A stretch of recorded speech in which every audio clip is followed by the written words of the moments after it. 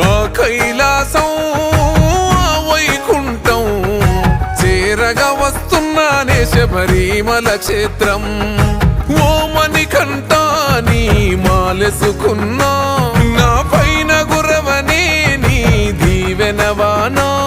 ఏ చిక్కుముడులు రాకుండా ఇరుముడులు చేరేలా సామి నీ శబరిమలైకి.